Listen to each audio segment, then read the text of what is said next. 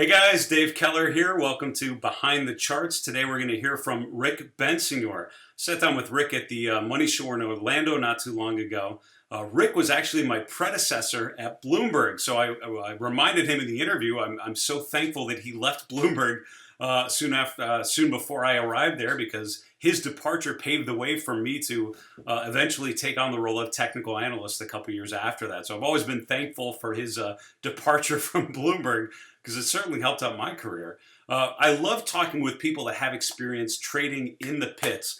And Rick's experience as a floor trader was formative for him. And I find technical analysts that have floor experience, that ends up being an intimate part of their experience of dealing with market activity. And I found Rick had some great comments about how that helped him grow and learn the practice, the art and the science of technical analysts and technical analysis from the floor.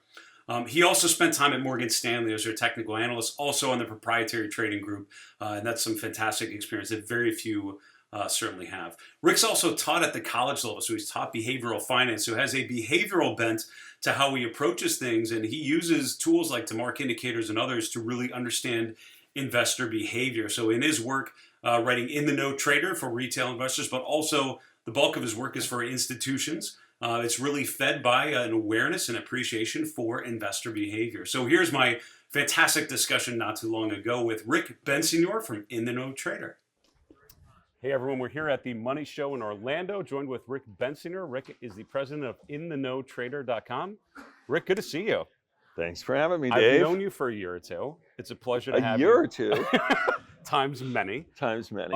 You're a predecessor of mine. You really paved the way for me and others at Bloomberg to learn technical analysis. So thanks as always for leaving Bloomberg, which I've told people, which gave me an opportunity to move forward.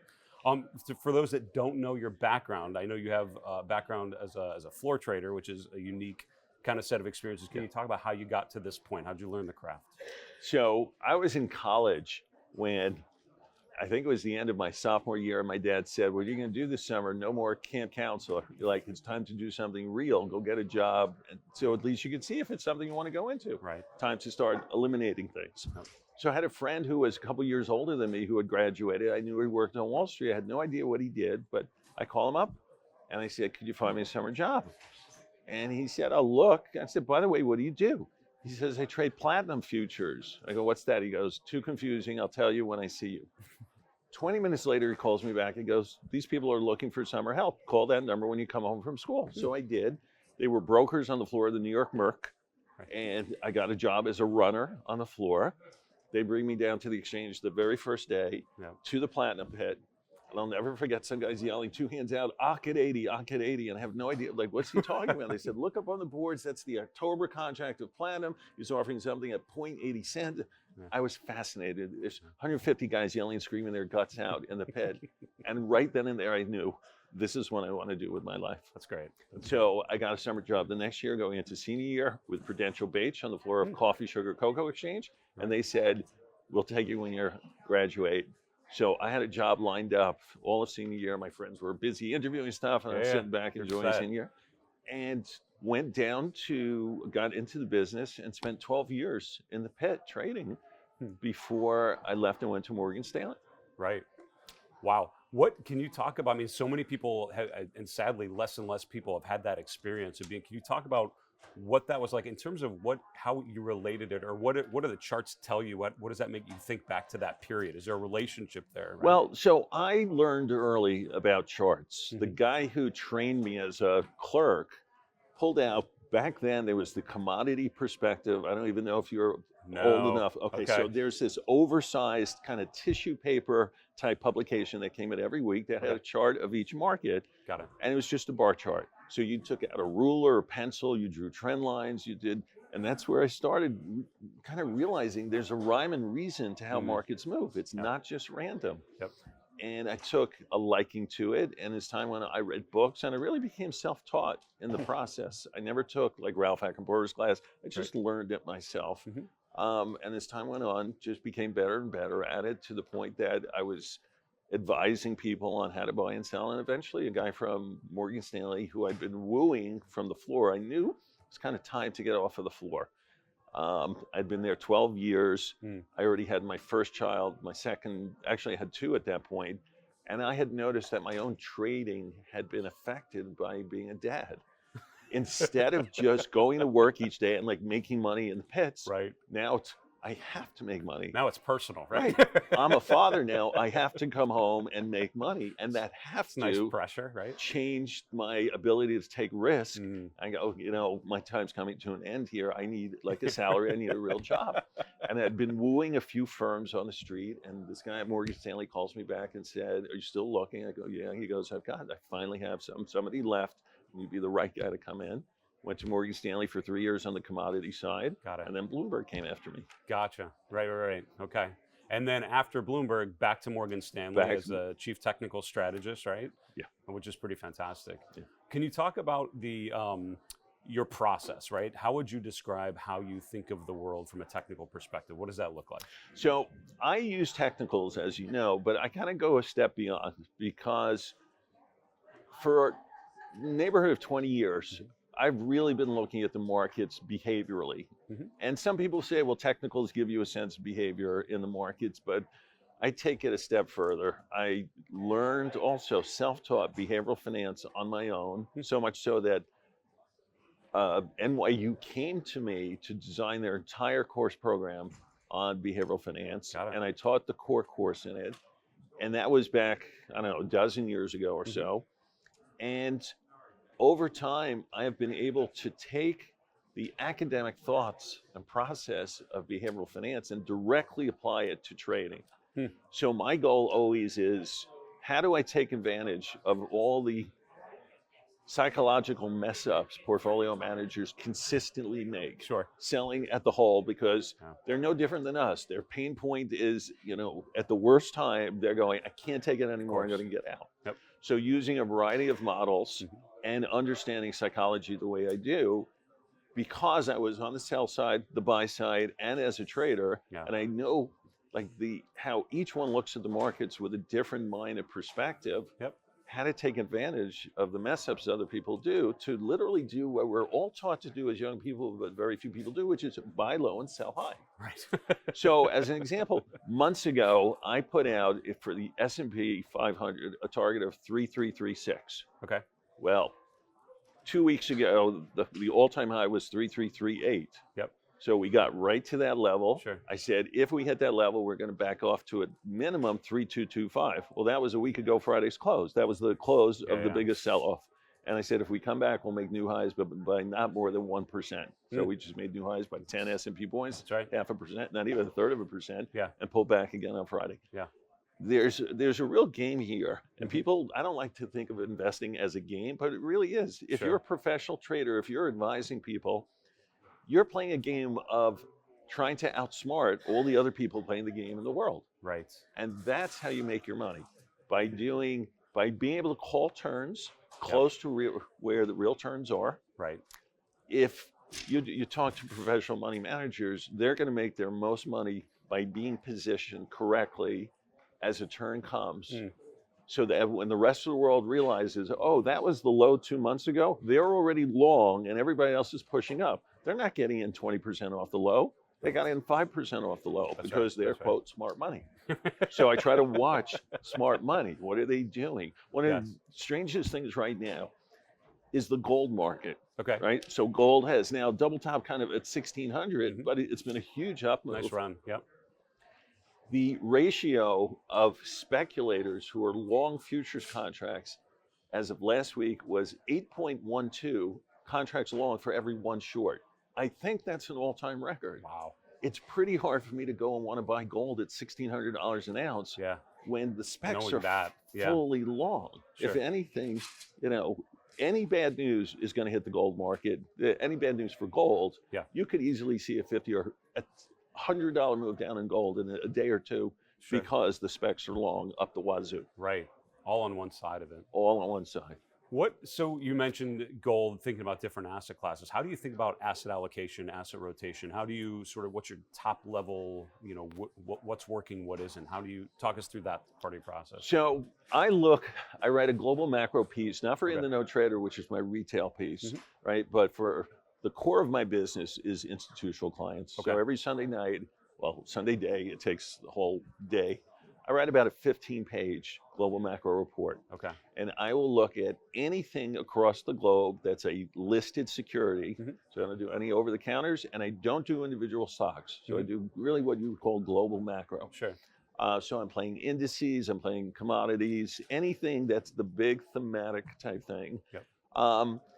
And I spend less time on kind of asset allocation as I do picking my points on where something has a high likelihood of success. Okay. So in 2017, I put out 36 trades across the entire year. Mm-hmm. Right, that's 3 a month. I'm not one of these guys who's telling you. Right. Yeah. So, but the 36 trades created an internal rate of return of 75%. In 2018, down year in the market, I didn't have as good a year, but I made 24% in a year that the market was down. And then last year, 112% internal rate of return on only 28 trades. So I'm very selective at picking my points. My best trade last year, in February, I went long solar and short the XOP oil and gas against it. Right. Home run trade made 35% on a pair trade. Right. So I just kind of picked my spots. Yeah.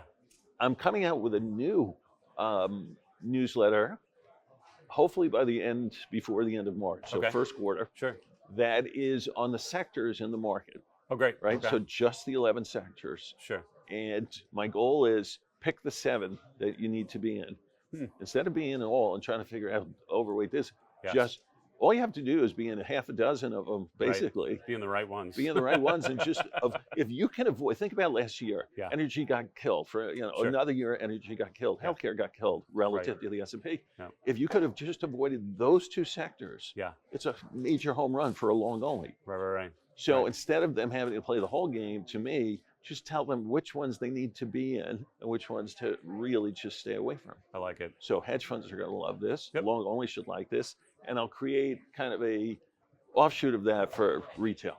You made a subtle comment a little bit ago. I don't know if you realized you were doing it, but you said, and I'll paraphrase, something like things with a high probability of accuracy or something. And you didn't say a certainty. And why is it that people, when they're using technical analysis, when they're investing, they assume that the market moves in certainties? And you correctly said it's all probabilities, right? It's never certain, but you're betting on the probabilities. Why do we have so much trouble with that? I never have anything close to 100% confidence that what I'm doing is right. Right? I'm always worried that what I'm telling clients if you do, it's probably a problem, right? Yeah. And yet I know there are a lot of people and colleagues of ours who this has happened. This is the way it's going to be. I know I've been in the business, 15 years. Well, I've been in the business 40, and I can tell you at 40 years, I still have no assuredness of what I'm doing is right. But I am an odds player. Yeah. I'll take my chances. A couple of days ago, for a fund that I trade for, I bought some crude oil, and I got long under 50, and we got to 52 and change. Yep. So I don't mind bottom fish. If I'm wrong, I won't lose more than half a buck. If I'm right, I'll make $3 or $4. Yeah. So I know I'm bottom fishing. I know China's still an issue. Yeah. It could easily, force us down. But at under 50, the odds were I could get a trading balance. So I got out of half, and I still have half. So I have cushion to play with. So it really is an odds game. It is. And nothing more than that. And I would caution listeners, for those who come across as being very confident in what they're doing and saying, this is the way, I know better, I've been doing this a long time.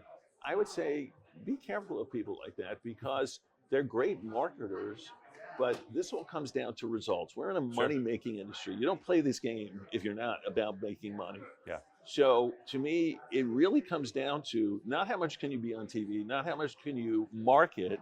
Yep. What are your numbers? So I stand by my numbers. 112% IRR last year. I'll put that against anybody. Yeah. And every trade we do is available for clients to see. There's a spreadsheet. Everything is in real time. Yeah. So this is about making money. So speaking of making money, we're recording this February 2020. Stocks at or near all-time highs. Gold, as we mentioned, has rallied.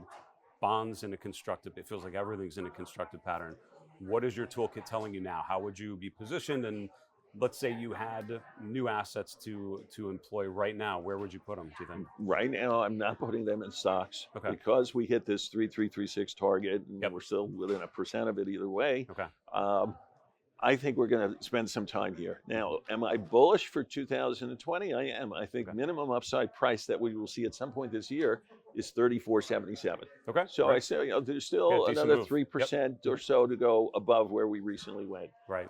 But could we back and fill in a bad news headline coming out of China now? Could we even take out last Friday's low when we got down a couple hundred points?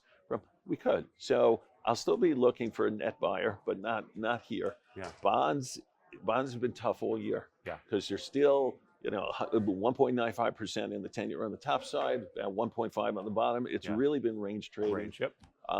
We've got 3 long-term lows: 2012, 2016, and 2019, all at 1.4 plus or minus 10 basis points. So you really have a long-term triple bottom. Mm-hmm. If we take out the triple bottom, my next target would be about 1.25. Okay. Do I think we're going to negative interest rates? No. What happened last summer? All you heard, recession, recession, recession. Yes. Every person on TV was talking about recession. I wrote, the likelihood of recession is minimal. Right. Why? Part of it is everybody's saying there's a recession. Yes. And where have they been for the last 3 months? Nowhere. That's right. One headline I wrote, where are the recessionistas? They're gone, right? The market flew up, and now nobody's talking recession. It's not on right, which means maybe you have a better chance that timing was wrong. Yeah. But maybe 2020 or 21, we do see a recession. Sure. That's the game. Interesting. That's about outsmarting people and trying to figure out when the consensus idea is that it's definitely going to be this. Yep. I always look for why is it not going to be that? I love and if I could time when it's not going to be that, then I've got a high chance of a successful trade. I love it. And just one final question. You host a show on StockCharts TV, In the No Trader. What can you tell us about that show? What are viewers in store for? So what I do for StockCharts, the In the No Trader show, and then the In the No Trader newsletter was designed purposely. I started about a year and a half ago to give individual retail investors access to models that they would never have a chance to get to. I don't know anybody else who's doing this type of work. Who has the ear of institutions. I talk to them all day long. That is the bulk of my business is institutions. And at one point I said, it's not fair. I actually thought about what our former boss, Mike Bloomberg, did, 30 years ago when he started, or 40 years ago when he started Bloomberg. Yeah. Give the people who don't have the information access to what the big boys do. That's right. So In the No Trader is designed to show retail investors how institutions are positioning, where they're making their decisions. And really the best way to make money, and I just mentioned this in the speech I gave here, is you want to be aligned with institutions. Right. And if you think institutions are looking at an RSI chart or a Bollinger Band to make big decisions, they're not. So much. Not so much. You know this, you are at Fidelity, Yes. Not so much. Yeah. So I'm looking to help them understand, here's something out of consensus. Smart money is buying this. Yes. Let's play with them and try to play their game instead of the retail game, which is a very hard game to win at. That was a perfect way to finish this off. Rick, thank you so much. I really appreciate it. Thank you. Here with Rick Bensignor from InTheNoTrader.com. We're at the Money Show in Orlando. Hey guys, Grayson Rose here with StockCharts.com. Thank you so much for watching. I hope you enjoyed this video. Remember, if you did, give us a like down below, leave us a comment. We'd love to hear from you. And most importantly, don't forget to subscribe to our YouTube channel for daily content from an incredible collection of technical analysts and financial minds. We'll see you back here very soon. Happy charting, my friends.